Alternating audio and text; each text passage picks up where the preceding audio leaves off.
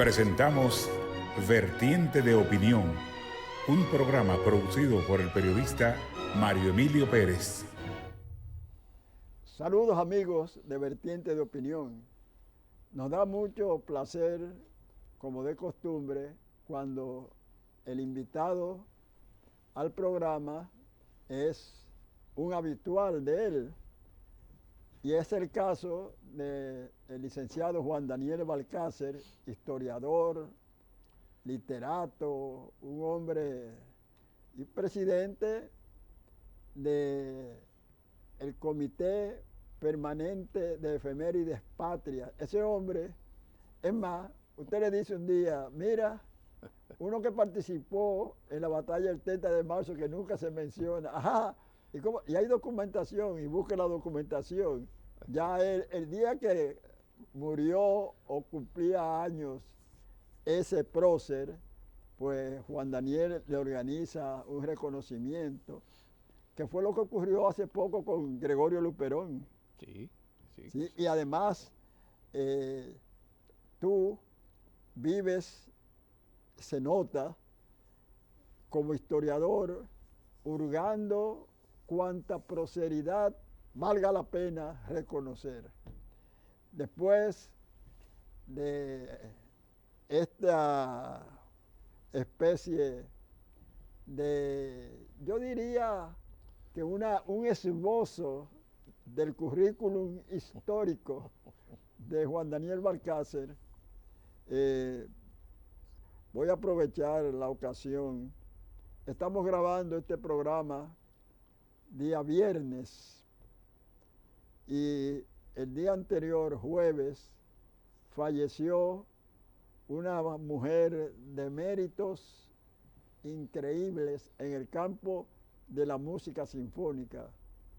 Se trata de Catana Pérez de Cuello y fue algo sorpresivo porque, como habitual en los conciertos sinfónicos, recientemente la habíamos visto luciendo muy bien, con ese dinamismo que la caracterizó.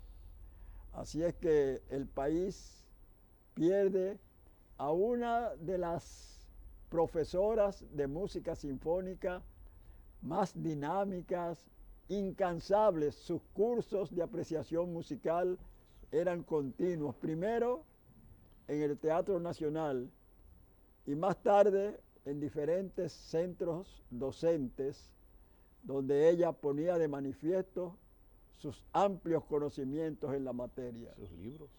A sus familiares, sobre todo a mi buen amigo Persiles Ayanes Pérez y demás, pues nuestro más sentido pésame, y el país está de duelo musicalmente hablando. Volvemos después de esta pausa con nuestro invitado.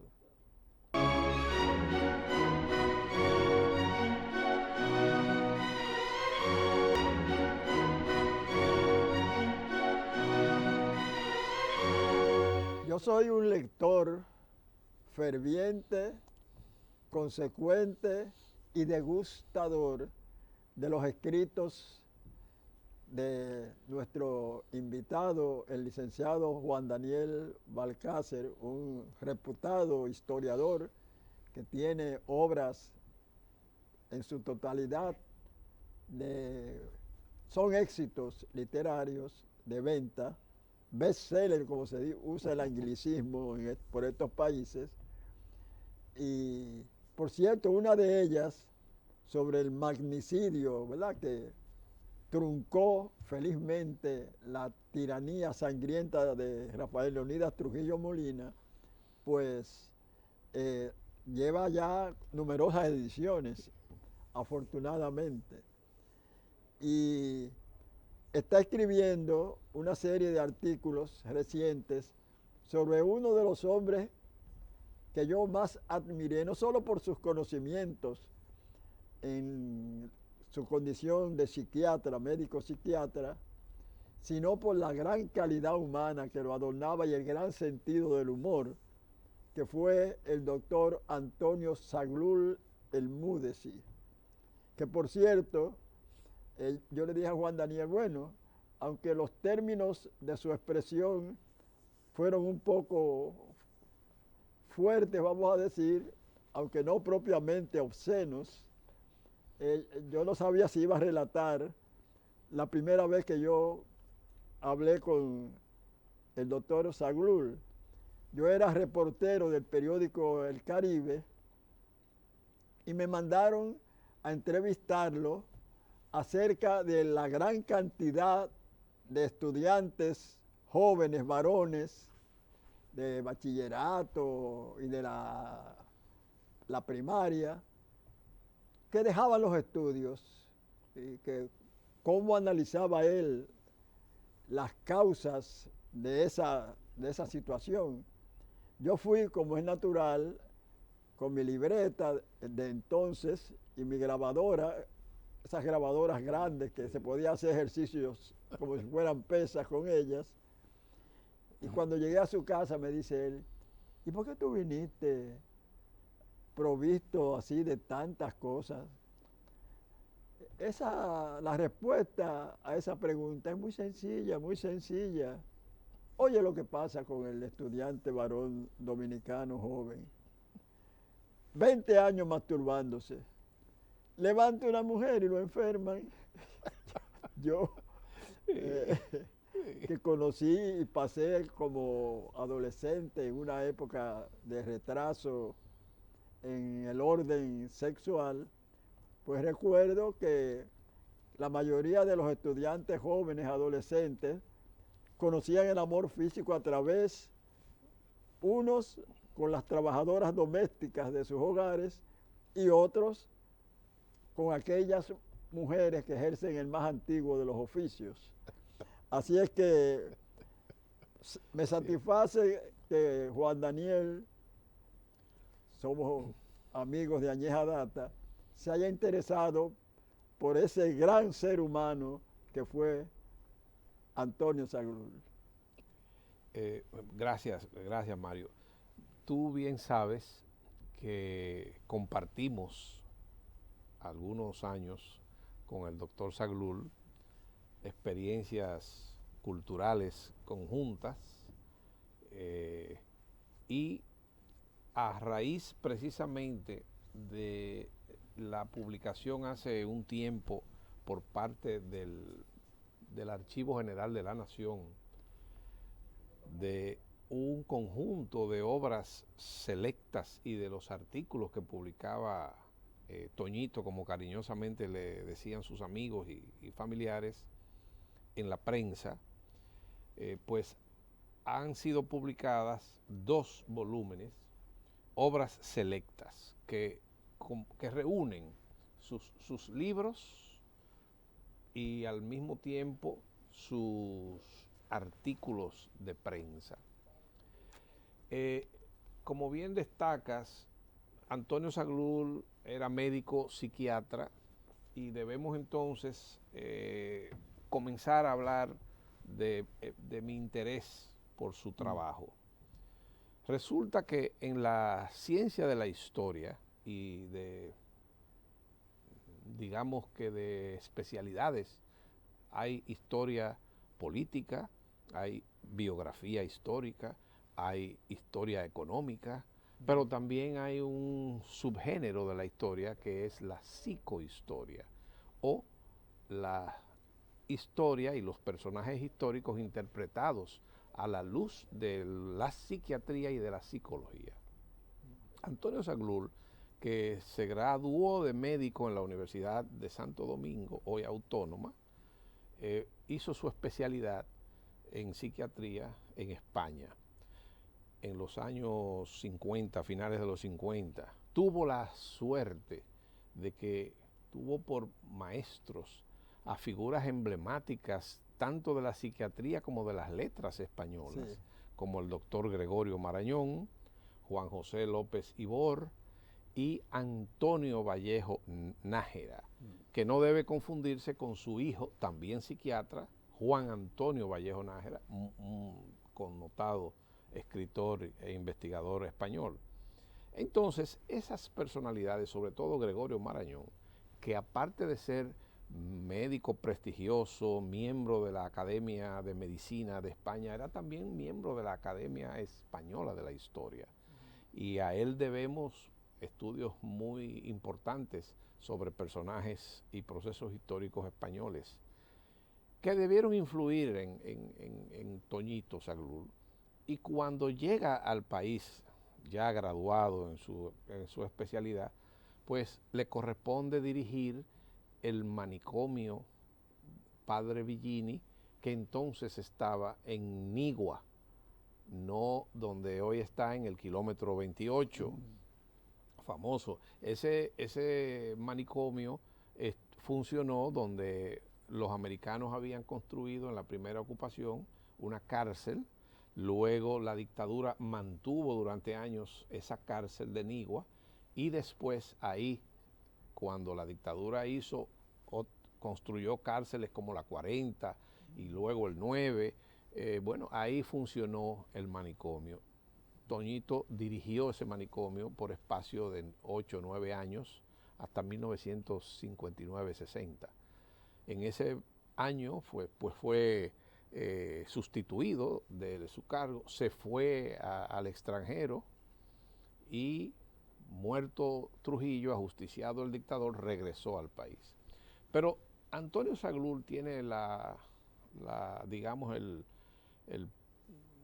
privilegio y tiene el mérito, por decirlo así, de haber sido el primer psiquiatra dominicano que aparte de humanizar el tratamiento a los enfermos mentales, de tratarlo desde una perspectiva humana y médica, también populariza, le da un sentido práctico y popular a su profesión, y comienza a través de sus escritos en la prensa de la época, El Caribe, posteriormente después escribió en otros medios como El Nacional cuando surgió, el Listín Diario y la revista Hora, compareció a programas de televisión en una época en que la sociedad dominicana comenzaba a entrar al mundo civilizado después de 31 años de dictadura.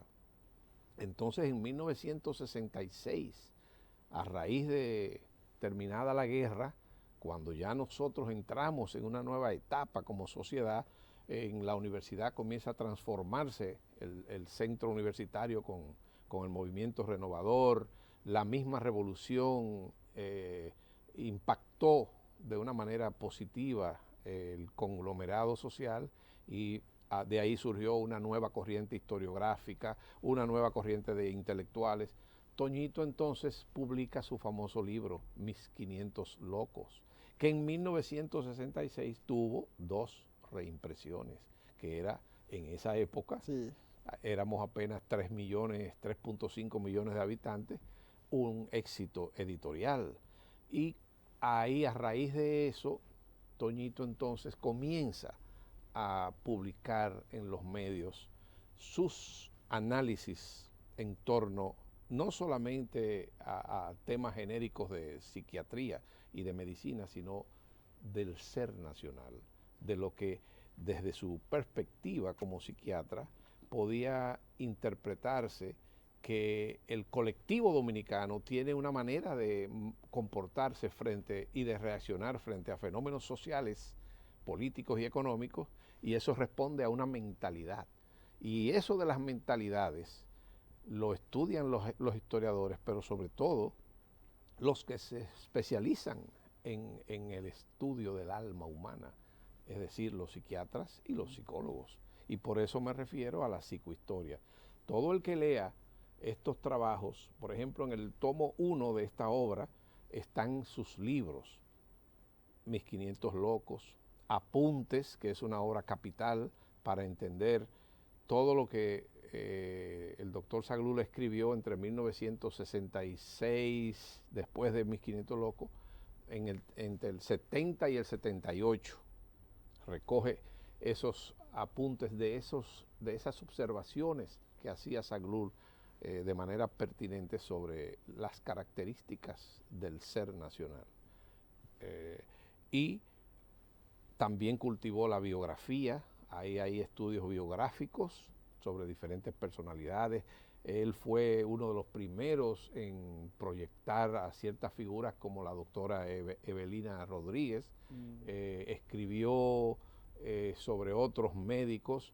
Por él conocí yo a una figura que la generalidad del dominicano conoce por sus dos apellidos y sabe que fue médico, pero no sabe el gran talento y el gran escritor que fue el doctor Francisco Moscoso Puello. El doctor Moscoso Puello dejó una vastísima obra que se publicó en 7 volúmenes que se llama Apuntes sobre la historia de la medicina en República Dominicana. Una cosa en Santo Domingo. Es un eminente científico. Entonces, Zaghloul es el primero, después de muerto el dictador, que comienza a educar al pueblo dominicano acerca de lo que es la psiquiatría, de lo que es el tratamiento de las enfermedades mentales y sobre todo a combatir un prejuicio que veníamos arrastrando desde el siglo XIX o desde el siglo XVIII, que era cómo tratar a los dementes, a los locos. Recuerda que aquí en una época las familias que tenían algún demente en su grupo lo tenían relegado. Cuando no había manicomio lo tenían o escondido en su casa y en los campos en el famoso cepo, que encerraban a los locos ya de más agresivos, si se quiere usar la palabra. Pero en términos, digamos que sociológicos e históricos, Antonio Zaghloul hizo aportes extraordinarios para el estudio de la personalidad del dominicano. No quiere eso decir, y él lo sabía, que sus conclusiones eran definitivas, pero sí interpretaciones del ser nacional o del modo en que el dominicano reaccionaba ante determinadas circunstancias históricas en determinados momentos. Y ahí es donde debe enfocarse la obra de Zaghloul.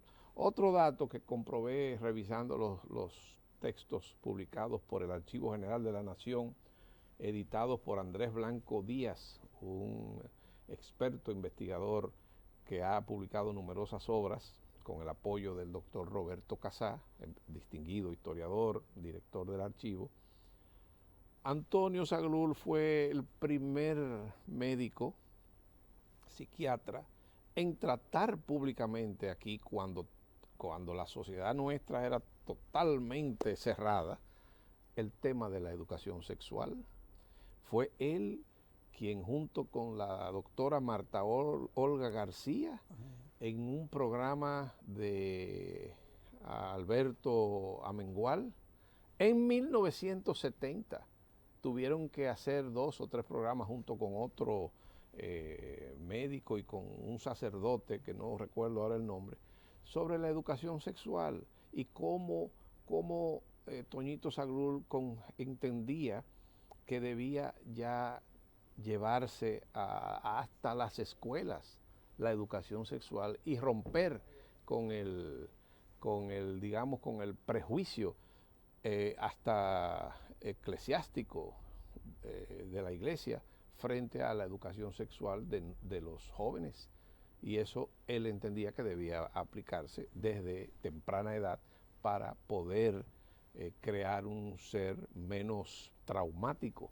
Toñito, aparte de que se formó en España, también había tenido influencias de la escuela freudiana, de otras escuelas de la psicología y psiquiatría modernas, y por eso supo aplicar esos conceptos que están magníficamente expuestos en sus artículos y en sus libros.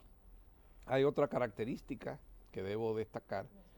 Sus trabajos era un gran comunicador, no solamente oral, sino escribiendo. Escribía muy bien, sus artículos eran ampliamente degustados con un gran deleite por los lectores, porque estaban desprovistos del formato académico de citas y cosas, pero no implica ello que eran trabajos ligeros ni trabajos escritos al vuelo.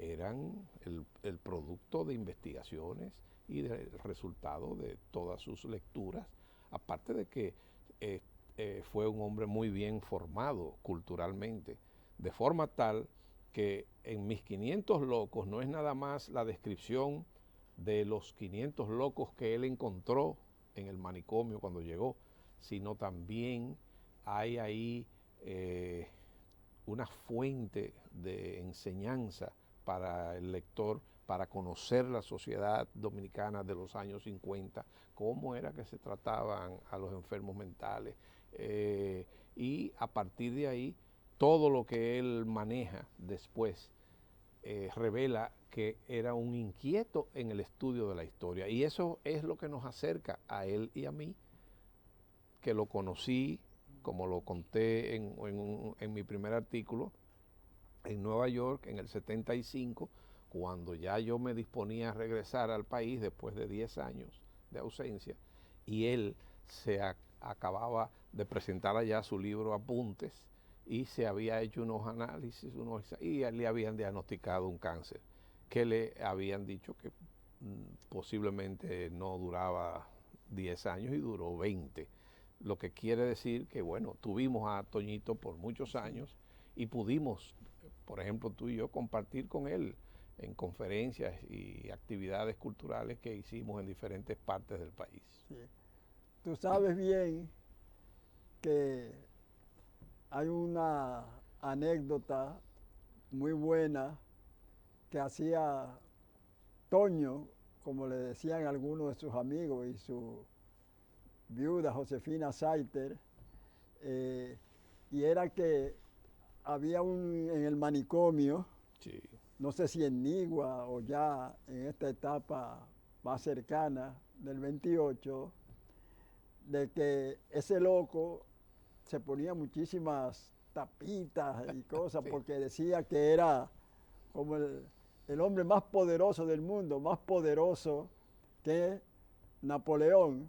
Pero como no soy yo el invitado, el entrevistado de este programa, me gustaría que tú, que conoces muy bien esa anécdota, la hicieras. Pero tú te refieres a que cuando Trujillo visitó él.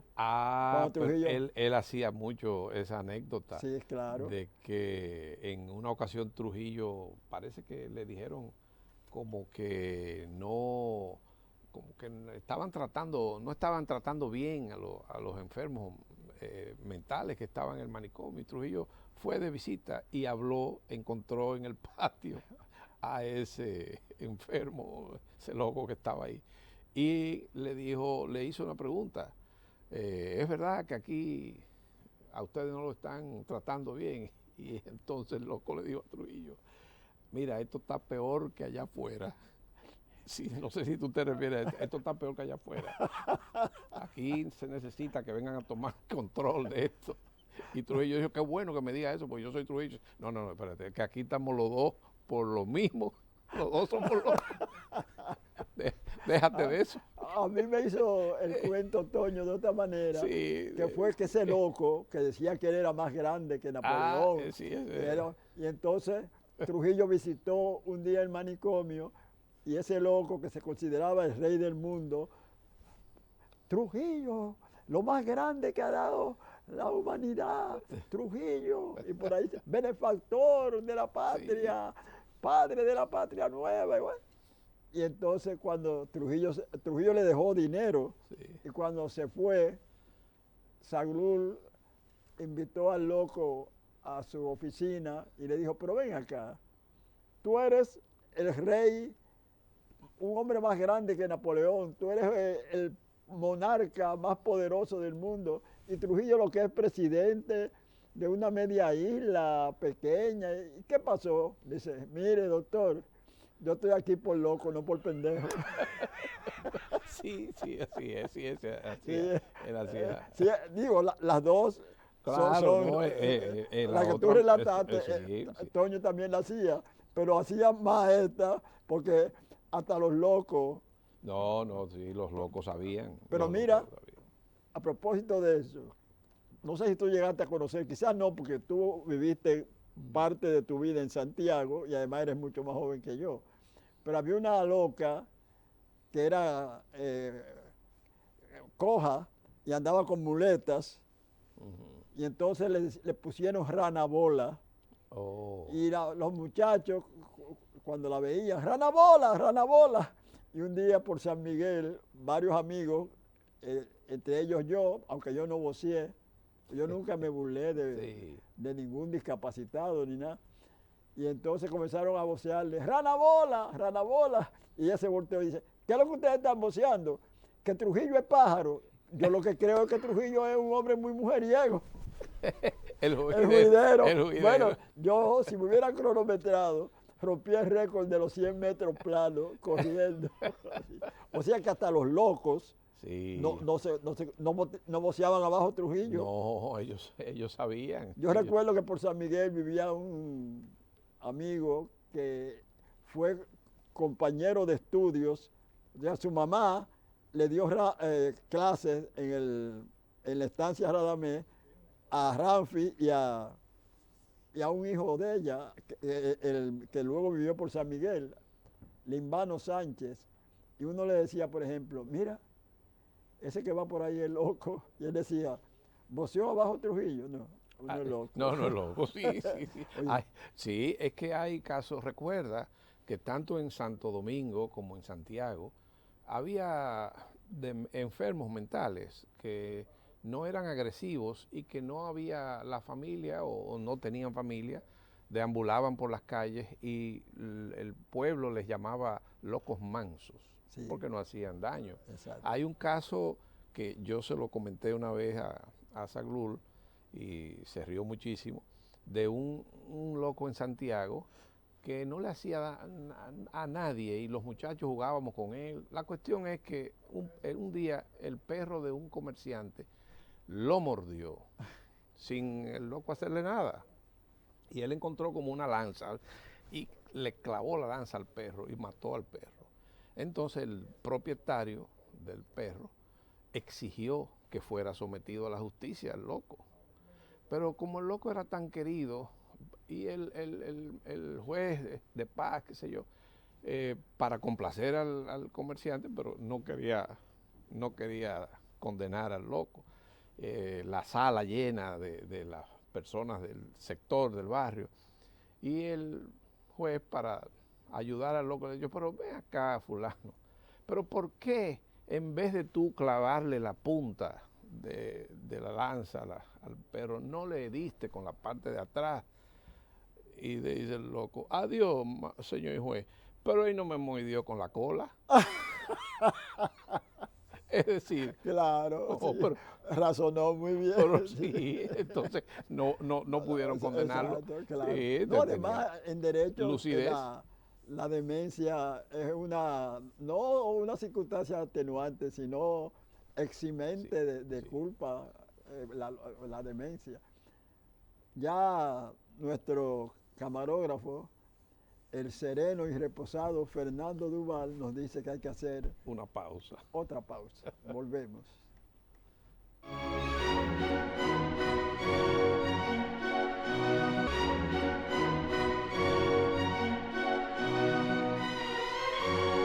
Saludamos, ¿verdad?, en el estudio a César Fragoso, un hombre sólido, intelectual, y un productor de programas televisivos de mucha aceptación en la teleaudiencia. Sí, así es.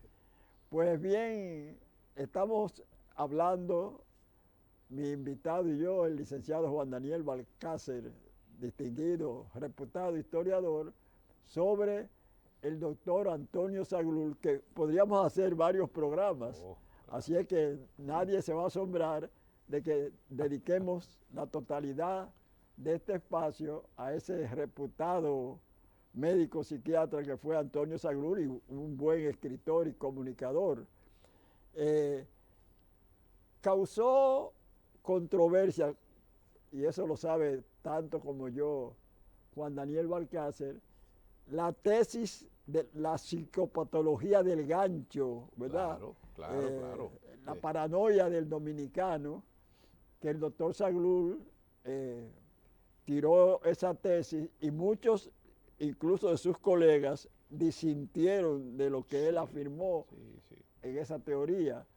¿Qué dice Juan Daniel Balcácer acerca del enunciado de esa tesis y de las opiniones diversas de apoyo unas, de disensión otras, que produjo esa teoría? Bueno, es natural que haya discrepancias en hipótesis y en teorías. Lo que sucede es que ese enunciado del doctor Zaghloul en el momento en que lo hizo fue producto de sus estudios no muy profundos del devenir histórico dominicano. Y entonces, a partir de una realidad sociológica y cultural, y que también tiene que ver con la mentalidad, las mentalidades del dominicano, que era acusado desde hacía mucho tiempo de holgazán, ¿verdad? De una tendencia a la infravaloración como ser colectivo, de un comportamiento hermético, de introspección, si se quiere, bueno, no de introspección, sino de un ser temeroso de hablar, de expresarse, y eso respondía a una realidad histórica, y es lo que mueve a Antonio Zaghloul a indagar, a investigar en la historia dominicana, y parte desde la misma época en que los españoles llegan a la isla. O sea, Zaghloul toma el ejemplo del caso del cacique Guacanagarix, que fue colaborador con los españoles, pero los taínos no necesariamente tenían que saber que los conquistadores venían con ese propósito. Se dieron cuenta de inmediato en la forma en que fueron tratados. Pero Guacanagarix los recibe con cierta docilidad y con cierta condescendencia, y Zaghloul desarrolló a partir de ahí la teoría del complejo de Guacanagarix, de que desde los taínos, desde la época, de la sociedad aborigen, hubo manifestaciones y tendencias a identificarse con el agresor o con el dominador, si se quiere, que eran seres superiores. Entonces, de ahí surgió la tesis de él, en el sentido de que quien se identificaba con el dominador, con el imperialismo, con el que nos dominaba o nos sometía, era una expresión de ese complejo que databa desde la época aborigen. En el caso de la paranoia, él comienza y toma, por ejemplo, la proclamación de la República, el sueño de Duarte, Sánchez y Mella, y a partir de cómo el proyecto de liberación de los padres de la patria se torna en un fracaso para ellos. Es un triunfo para el sector conservador y incluso para el pueblo, pero para los trinitarios resultó un revés, porque fueron vencidos, fueron perseguidos, apresados, declarados traidores y deportados a perpetuidad del país. Entonces eso entraña una experiencia negativa, una experiencia traumática para los libertadores. Entonces, a partir de ese proceso, el pueblo dominicano inicia toda una trayectoria hacia el progreso, hacia el desarrollo, hacia el crecimiento, pero en medio de tiranías, dictaduras, revoluciones, golpes de Estado, contragolpes, invasiones extranjeras, la dominación haitiana, la anexión a España, la primera ocupación militar norteamericana, luego la dictadura, primero antes la de Lilis, luego la de Trujillo, 31 años, y todo eso, a juzgar por las conclusiones que expone Toñito en su libro Apuntes, lo forzó a concluir que el dominicano había desarrollado una tendencia paranoide, en el sentido de no quería caer en gancho, porque durante la dictadura era frecuente que en cualquier momento te tiraran el denominado gancho y nadie quería hablar porque entonces un comentario era mal interpretado. Se decía entonces que hasta las paredes escuchaban. No se hablaba delante de niños porque los niños repiten sin saber lo que están diciendo. Y sobre todo creó un ser, en términos generales, paranoide y medio, digamos, depresivo, triste. No quiere eso decir que todos los dominicanos eran así, pero Zaghloul explica su tesis en diferentes artículos y capítulos. Habla de la paranoia, del gancho, que en el término dominicano, en el argot dominicano, en el habla dominicana, la paranoia es eso, el gancho. Me están tirando un gancho. Esta persona me quiere comprometer. Entonces, esa es una. Otra era la infravaloración, aquella tendencia y percepción de muchos dominicanos que entendían que nuestro destino era estar subordinado a una potencia extranjera, que no nos podíamos desarrollar por nuestro propio esfuerzo. Hay un cuento que hacía ese gran humorista que fue Rafael Tavares Labrador, Paco Escribano, que él decía que a veces en una casa había muchos mosquitos y alguien usaba un insecticida, ¿verdad? Sí. Y entonces los mosquitos salían huyendo y uno de ellos gritaba, no huya, que es criollo. Y eso pone de manifiesto cómo el pueblo dominicano, yo recuerdo que muchas veces mis propios padres o cualquier vecino decía, mira, eso es bueno, es extranjero. Sí, o sea, queriendo significar que el producto criollo no era de calidad. Era inferior, esa es la infravaloración. Y en algunos casos también existía en algunos dominicanos, la percepción de que éramos superiores a otros. Y ahí está lo que se llamaba el bobarismo colectivo. Es decir, que creo que era Zaghloul, o no sé si eras tú en alguna de tus exposiciones, que siempre me mencionaban a Moscoso Puello, o no sé si es de Moscoso, yo no recuerdo, que decían que algunos dominicanos, incapaces de ver más allá de las cosas, veían una mata de coco y solamente pensaban en piñonate. Sí. No sé si era en Moscoso Puello, lo más probable fuera que uno fue moldeando una personalidad, si se quiere, primero traumatizada por 31 años de dictadura. La gente cree que uno exagera, no es así.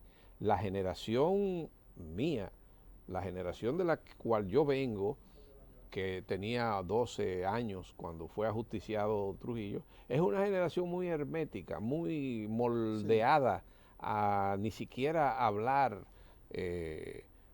a menos que seas interrogado, porque nos formaban así.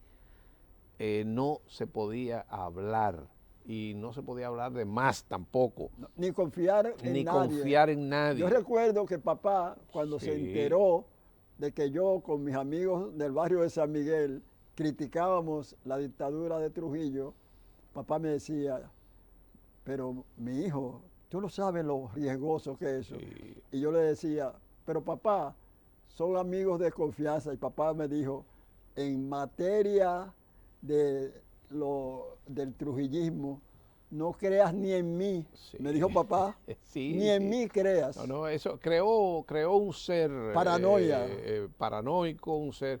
Ahora bien, algo que hay que destacar en la obra de Zaghloul. Zaghloul fue, a mi modo de ver, un pionero en los estudios psicohistóricos. Después de Zaghloul, incluso por razones generacionales, surgen otras eminentes figuras como el doctor Fernando Sánchez Martínez, ex rector de la Universidad Autónoma de Santo Domingo, está el doctor César Mella Mejías, está el doctor Julio César Gómez me parece, que ha escrito una obra sobre Trujillo, un enfoque psiquiátrico de Trujillo. Está un joven psiquiatra, hijo de nuestro amigo Bosco Guerrero, que Dios tenga en gloria. Héctor Eduardo Guerrero Heredia. Eminente, joven psiquiatra, y otros muchos más, psiquiatras y psicólogos, y psicólogas y psiquiatras mujeres, que han cultivado la psiquiatría, que a través de los medios de comunicación, que Zaghloul no tuvo la suerte de vivir con el desarrollo de las tecnologías actuales y del internet y de los medios y sobre todo de las redes, estos nuevos profesionales del alma humana pues han continuado y han perfeccionado y ampliado esos estudios, esas contribuciones, y hoy tenemos verdaderos profesionales que han hecho aportes extraordinarios. Lino Romero, hay una serie de destacados psiquiatras y psicólogos que han hecho verdaderos aportes al estudio de la sociedad dominicana desde un punto de vista psiquiátrico y psicológico. Hay un aspecto que, como ya casi estamos al final del programa, no debemos soslayar, que Zaghloul ponía como ejemplo de la infravaloración nacional, sí, el mimetismo del dominicano, la tendencia a imitar costumbres y hasta formas de expresarse desde el punto de vista fonético, sí, del dominicano. Y yo recuerdo que un amigo mío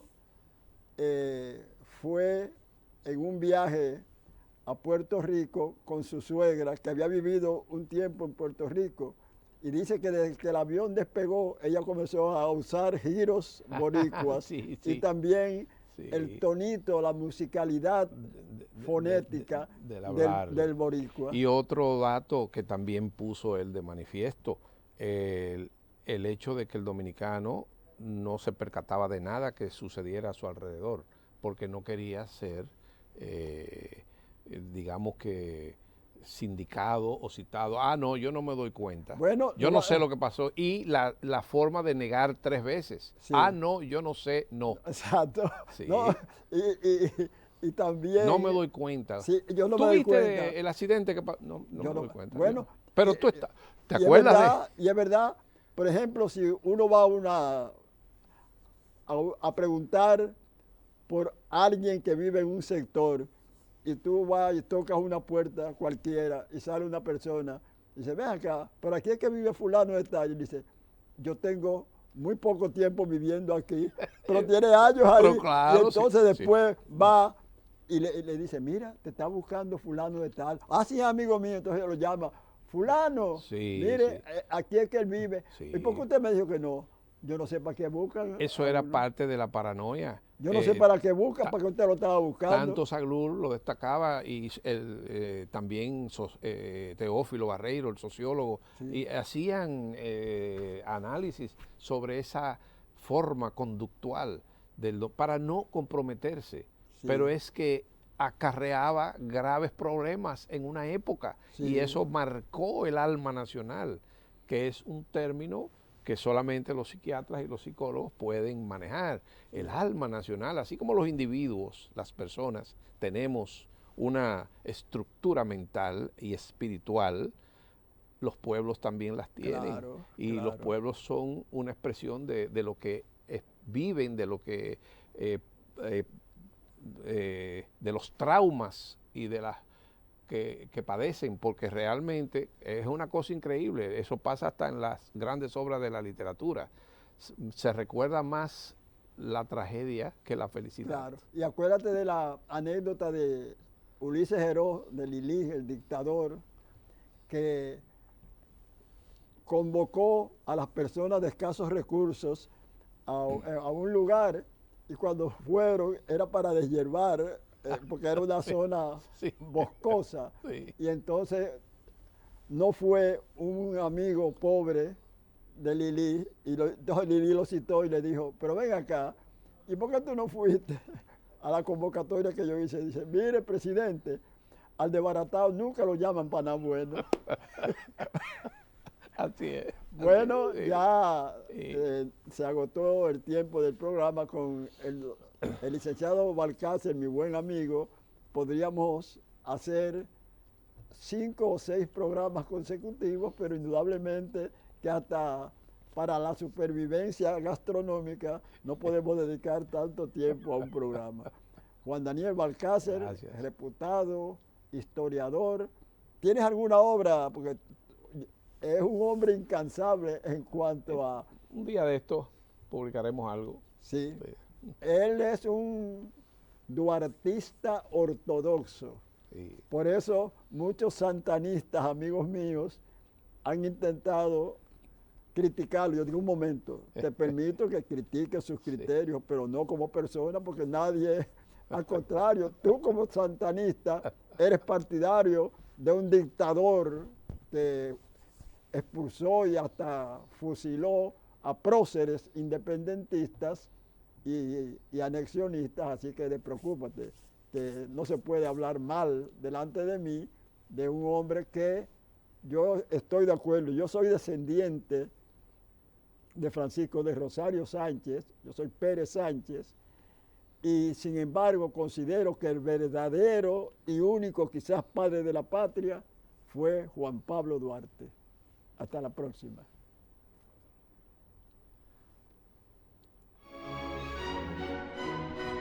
Hemos presentado Vertiente de Opinión, bajo la conducción del periodista Mario Emilio Pérez.